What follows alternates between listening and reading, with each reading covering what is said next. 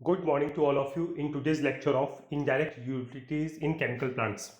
आज के इस लेक्चर में बेसिकली हम ये समझेंगे कि indirect utilities क्या होती हैं, इनका क्या रिक्वायरमेंट होता है, इनका बेसिक सेटअप किस तरीके का रहता है एंड वेरियस अदर थिंग्स।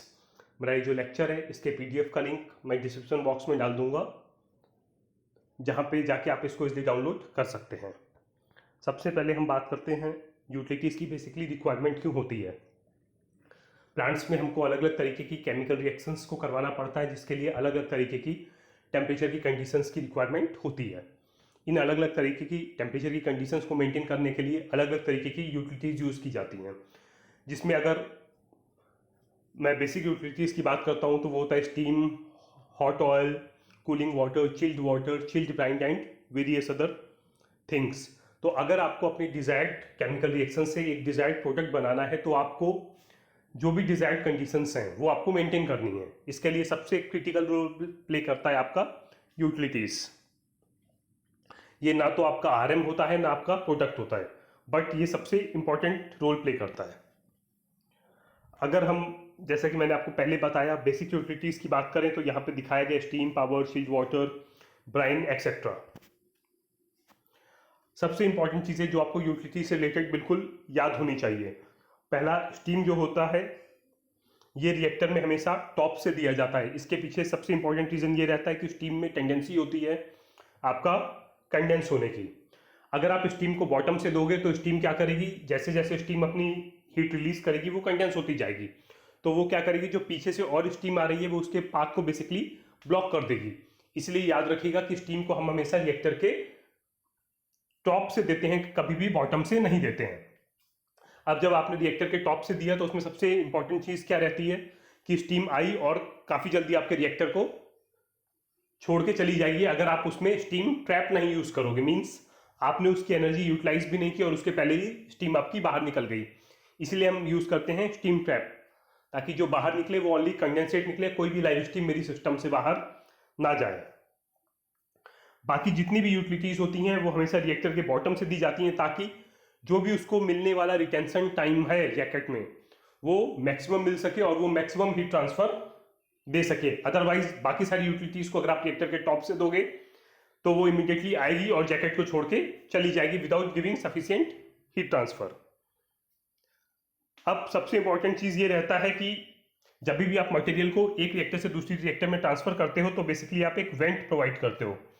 ऐसा इसलिए रहता है ताकि जिस रिएक्टर से आप ट्रांसफर कर रहे हो उस रिएक्टर में आपका वैक्यूम ना क्रिएट हो, और जिस रिएक्टर में मटेरियल जा रहा है उस रिएक्टर में आपका प्रेशर ना बिल्डअप हो। सो ये कुछ बेसिक चीजें हैं जो आपको पता होनी चाहिए। अब जो नॉर्मल यूटिलिटीज है उनमें सबसे इंपॉर्टेंट आता है cooling water, chilled brine. Cooling water आपका नॉर्मल वाटर रहता है जो आपका कूलिंग टावर में सर्कुलेट होता रहता है, जिससे उसका टेम्परेचर आप मेंटेन करके प्लांट में देते रहते हो। चिल्ड वाटर भी आपका नॉर्मल वाटर है जिसको आप 6 से 60 डिग्री पे with the help of chiller maintain करते हो। अब आता है चिल्ड ब्राइन। चिल्ड ब्राइन को बनाने का अलग अलग तरीका होता है, अलग अलग सोर्सेज रहते हैं। जैसे कुछ लोग इसको इथाइलिन ग्लाइकॉल से बनाते हैं, कुछ लोग इसको मिथाइलिन ग्लाइकॉल से बनाते हैं, कुछ लोग इसको NaCl, CaCl2 और KCl के सॉल्यूशंस का यूज करते हैं। ये जो भी सॉल्यूशंस हैं इनमें बेसिकली वाटर एक मेन कंपोनेंट रहता है और अलग अलग कंपोनेंट्स इसमें प्रेजेंट होते हैं। कुछ लोग इसमें मिथेनॉल भी यूज करते हैं।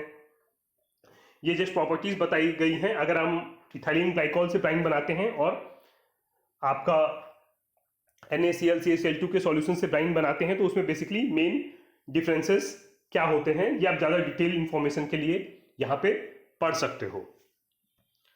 अब जैसा कि आपको पता है इनडायरेक्ट यूटिलिटी ये होता क्या है पहले तो वो समझिए।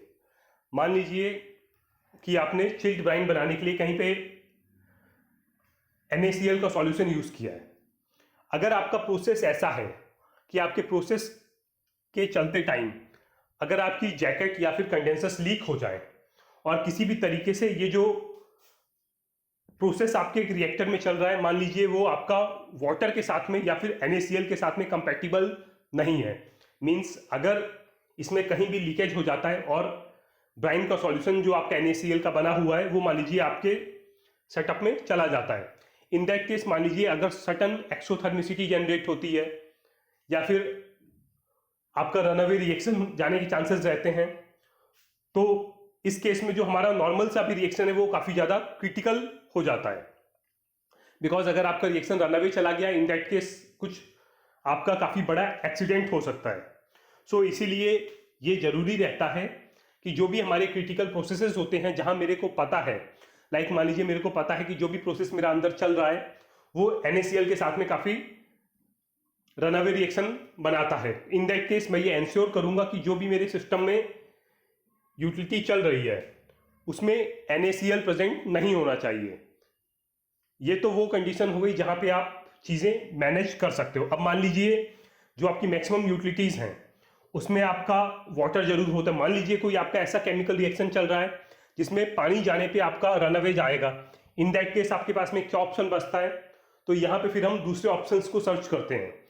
इन दूसरे ऑप्शंस में आपके पास में क्या आता है?